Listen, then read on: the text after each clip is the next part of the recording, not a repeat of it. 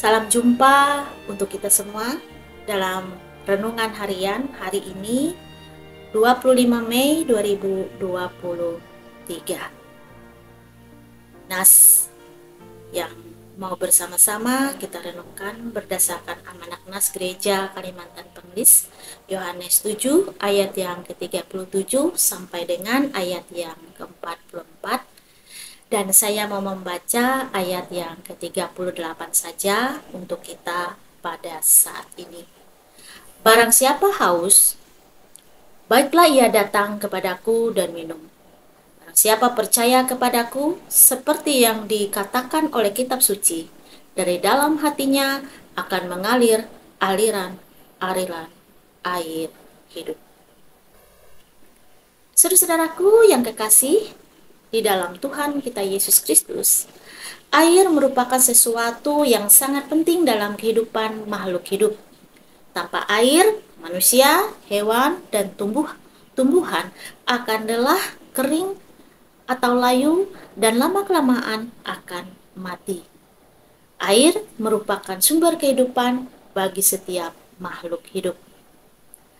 Dalam nas kita tentang air sumber hidup,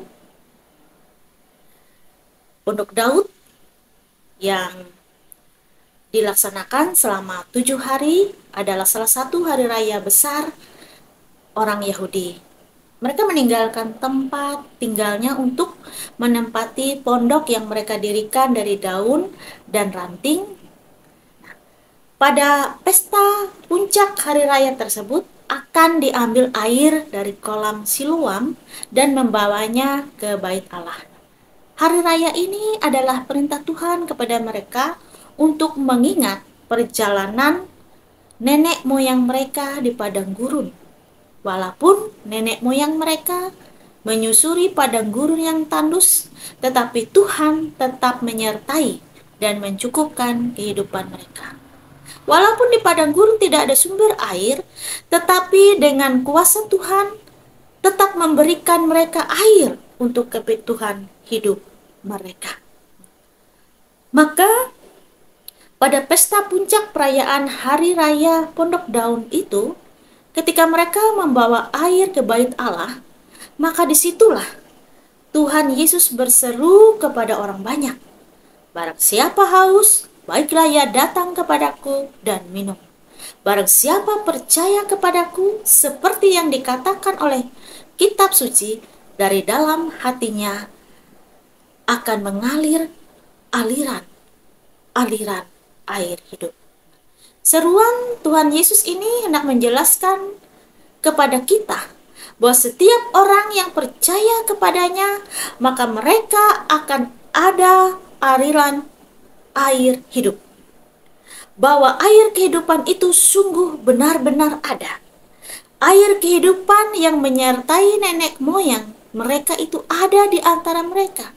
Mereka tidak hanya sebatas memperingati seperti yang mereka lakukan pada saat itu dengan ritual di Bait Allah, tetapi siapa yang percaya kepada Tuhan Yesus, maka aliran air hidup itu akan ada padanya.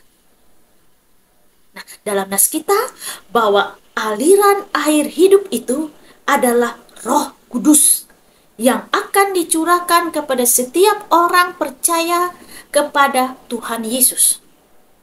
Maka kepada kita dijelaskan betapa besarnya kuasa dari Roh Kudus yang dicurahkan kepada setiap orang percaya, bahwa Roh Kudus adalah air kehidupan kepada setiap orang yang percaya kepada Tuhan Yesus.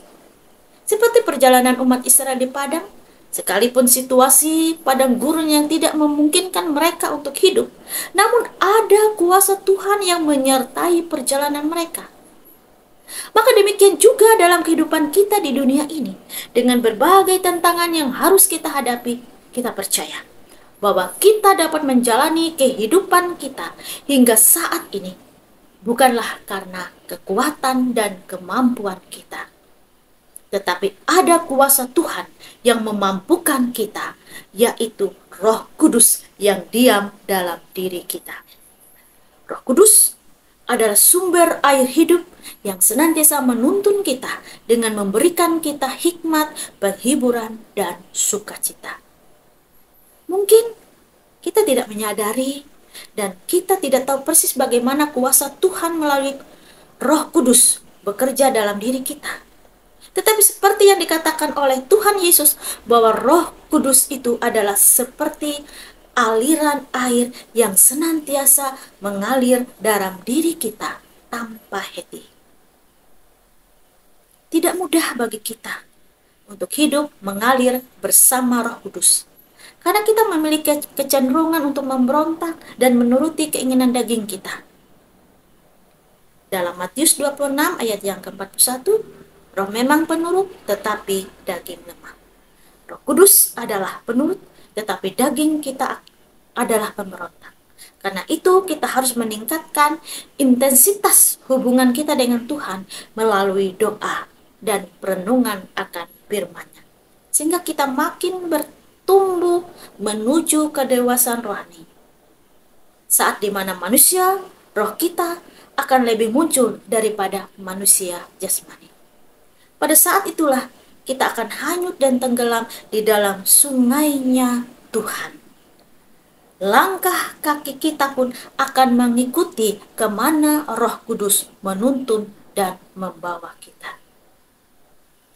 Alir bersama Roh Kudus berarti mau hidup dipimpin Roh Kudus, berjalan bersamanya, dan taat kepadanya. Amin. Mari kita berdoa. Terima kasih Tuhan, Engkau senantiasa menuntun akan kehidupan kami. Terima kasih Tuhan, karena kami hidup di dalam Tuhan, Roh Kudus mengalir di dalam hidup kami. Di dalam Yesus Kristus kami bersyukur.